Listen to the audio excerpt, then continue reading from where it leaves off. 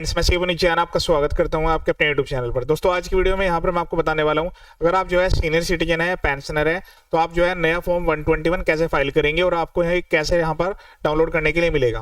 तो ये जो फॉर्म है नया 121 ये यहां पर रिप्लेस हुआ है जो आपके ओल्ड फॉर्म्स थे 15G और H दोनों को यहाँ पर जो है मर्ज करके एक नया फॉर्म ला दिया गया है। फॉर्म 15G जो है वो 60 इयर्स बिलो पर्सन के लिए था, उससे ऊपर 60 इयर्स है उससे ऊपर जो भी पर्सन के लिए फॉर्म 15H था। अब यहाँ पर आपको नया फॉर्म भरना है।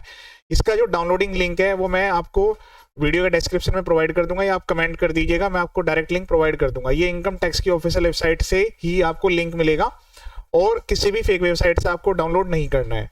इसमें क्या क्या पर्टिकुलर्स पढ़ने हैं, किन पॉइंट्स का ध्यान रखना है, मैं पूरा आपको बताने वाला हूँ। वीडियो को पूरा एंड तक देखिएगा और शेयर जरूर कीजिएगा। तो यहाँ पर जो है फॉर्म 15G और H ये यहाँ पर दोनों के दोनों अभी यहाँ पर पूरी तरीके से रिमूव किए जा चुके हैं। ठीक है, अब यहाँ पर एज एन रेजिडेंट इंडिविजुअल अगर आपकी एज 60 ईयर्स अबव है तो आपको एक्स्ट्रा बेनिफिट इसमें मिलने वाला है। रेजिडेंट पर्सन और जिनकी एज 60 ईयर्स या उससे ज्यादा है दोनों यहाँ पर कवर होने वाले हैं। तो जहां पर भी आप इसको सबमिट कर रहे हैं, जैसे कि आप जो है पोस्ट ऑफिस में सबमिट कर रहे हैं तो यहाँ पर आपको जो है उसके लिए यूनिक कस्टमर आईडी लिखने की रिक्वायरमेंट होगी।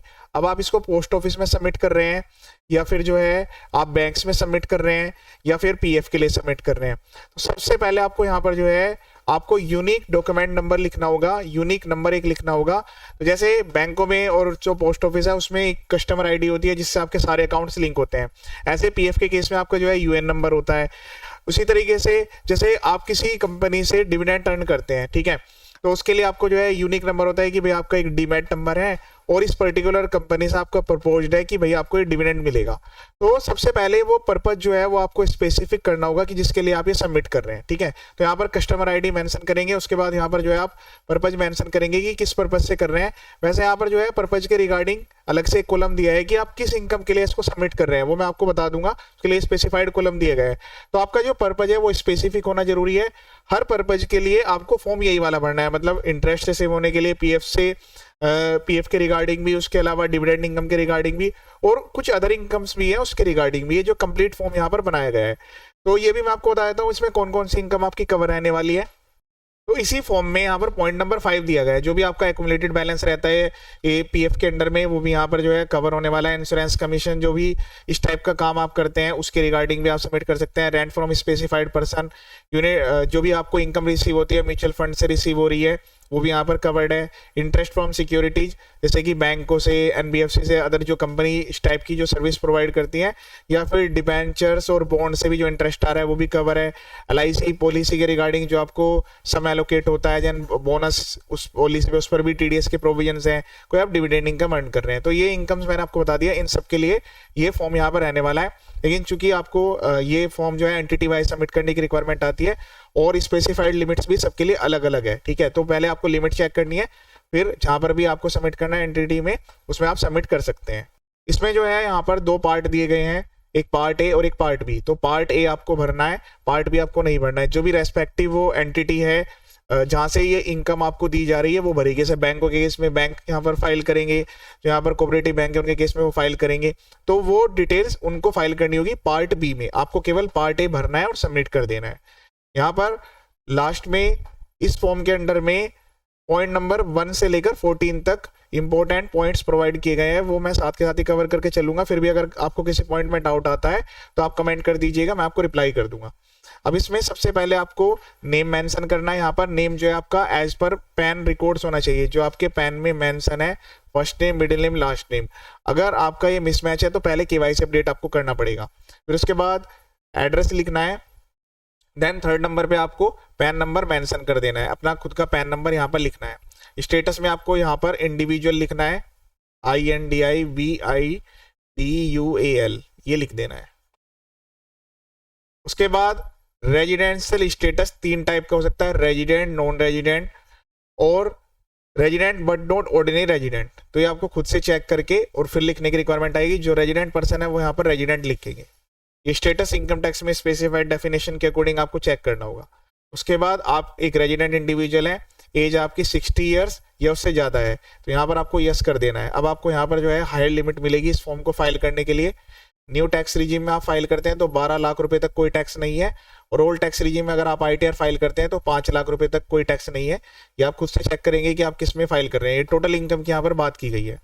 यहाँ पर अपनी ईमेल ID लिखेंगे, कंट्री कोड 91 इंडिया के लिए, बाकी अदर कंट्री के लिए आपको चेक करना होगा। यहाँ पर अपना मोबाइल नंबर लिख देना है। फिर उसके बाद टैक्स ईयर आपको लिखना है 26-27। अब इसके बाद नेक्स्ट पॉइंट आता है पॉइंट नंबर 9, उसमें यहाँ पर आपको इनकम लिखनी है। तो जो इंटरेस्ट के लिए भर रहे हैं वो यहाँ पर इंटरेस्ट लिखेंगे, जो यहाँ पर डिविडेंड के लिए फाइल कर रहे हैं वो यहाँ पर डिविडेंड लिखेंगे, जो आप PF के लिए फाइल कर रहे हैं वो यहाँ पर PF लिखेंगे। तो जिस भी पर्पज के लिए आप फाइल कर रहे हैं वो नेचर ऑफ इनकम आपको यहाँ पर मेंशन करनी है पॉइंट नंबर 9 में। देन उसके बाद पॉइंट नंबर 10, ये कितनी इनकम के लिए आप फाइल कर रहे हैं वो वैल्यू आपको इस वाले कॉलम में बतानी होगी। उसके बाद पॉइंट नंबर 11 में, क्या आपने इससे पहले भी कोई फॉर्म 121 फाइल किए हैं? तो अगर आप फर्स्ट टाइम फाइल कर रहे हैं तो ये आपके लिए यहाँ पर जो है इसको आपको नो करना है, यस और नो में आंसर देना है। अगर आप फर्स्ट टाइम फाइल कर रहे हैं तो नो यहाँ पर आपको टिक करना है। उसके बाद यहाँ पर इस कॉलम में 11A और 11B में कुछ नहीं लिखना। अगर आप इसको सेकंड बार फाइल कर रहे हैं, दूसरी बार फाइल कर रहे हैं, या हो सकता है कि आपने पहले इंटरेस्ट के लिए फाइल किया फिर आप डिविडेंड के लिए फाइल कर रहे हैं, तो फिर आपसे पूछा जाएगा कि आपने जो है कोई दूसरे फॉर्म भी फाइल किए क्या, तो उनके नंबर्स यहाँ पर आपको देने होंगे 1 2 3, कितने फॉर्म आपने फाइल किए हुए हैं। उस वाले फॉर्म्स में आपने कितनी इनकम बताई हुई है वो टोटल वैल्यू आपको यहाँ पर बतानी है कॉलम नंबर 11B में। उसके बाद कॉलम नंबर 12 में 10 + 11B को यहाँ पर मेंशन करना है आपको, इन दोनों को जोड़ते हुए कि इस वाली इनकम से तो आपकी वैल्यू ये आ रही है और इन जो फॉर्म्स भरी थी ये आ रही है। अगर ये नो हो जाता है तो फिर तो आपकी 0 रहेगी, तो 10 और 12 में सेम यहाँ पर इनकम आएगी। उसके बाद ये वाले वैल्यू लिखने के बाद पॉइंट नंबर 13 में आपको लिखना है कॉलम नंबर 12 को जोड़ते हुए आपकी इस साल की टोटल इनकम कितनी है। तो ये जो टोटल इनकम है आपकी, इसके बेस पर आपको बेनिफिट मिलेगा कि भाई 12 लाख रुपए तक की इनकम है तो आपका TDS नहीं बनता है, टैक्स बनता ही नहीं है, टैक्स 0 है, और इसलिए आपको जो है यहाँ पर एग्जम्पशन दी जाए। लेकिन ये टोटल इनकम में आपकी स्पेसिफाइड इनकम अगर कोई है उस पर टैक्स आ रहा है वो भी आपको इंक्लूड करके लिखनी होगी। उसके बाद आपसे पूछा जाएगा कि क्या आपने पिछले 2 साल की ITR भरी है, अगर भरी है तो उसकी डिटेल्स यहाँ पर लिखनी है। अगर फाइल नहीं किया तो NA लिख देना है। अब ये डिटेल्स आपको कहाँ से मिलेगी मैं अभी बता देता हूँ।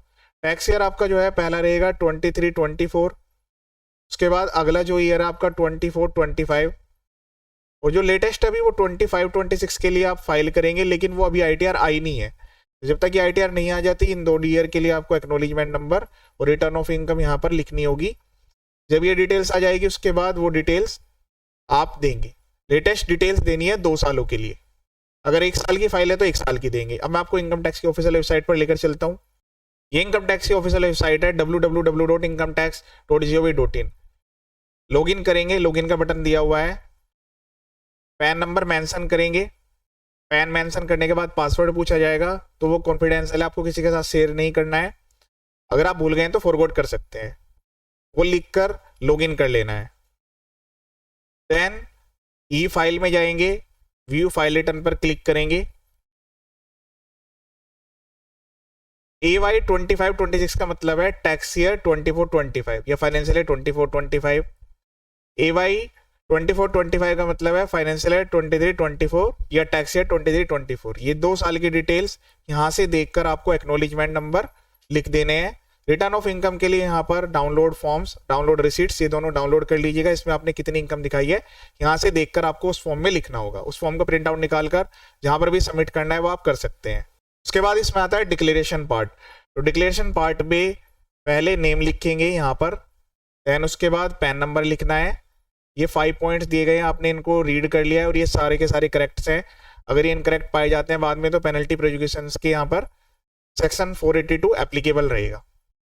उसके बाद इसमें जो टैक्स ईयर आपका रहेगा वो आपका 26-27 रहेगा, इसमें भी 26-27 रहेगा।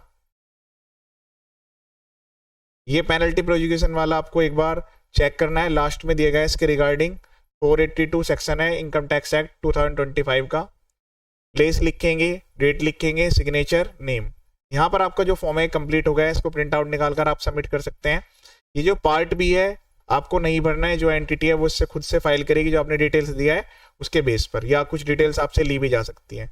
तो पॉइंट्स मैंने आपको बता दिए हैं ऑलरेडी, ऑलमोस्ट सभी पॉइंट हम कवर कर चुके हैं, फिर भी ये पॉइंट आपको रीड जरूर करने हैं 1 से लेकर 14 तक। कंप्लीट प्रोसेस मैंने आपको बता दिया है। इसके अलावा मेरे यूट्यूब चैनल पर काफ़ी सारे वीडियोज अवेलेबल हैं इनकम टैक्स जीएसटी के, तो ऐसी और भी अपडेट्स के लिए आप फॉलो कर सकते हैं। वीडियो को शेयर करें ताकि सभी को इसका बेनिफिट मिल जाए। जीएसटी इनकम टैक्स के भी यहाँ पर काफ़ी सारे वीडियो आने वाले हैं, हर टाइप की आईटीआर, हर इनकम के लिए आईटीआर के लिए स्पेसिफाइड वीडियो मैं यहाँ पर अपलोड करूंगा। ये वीडियो देखने के लिए थैंक यू सो मच।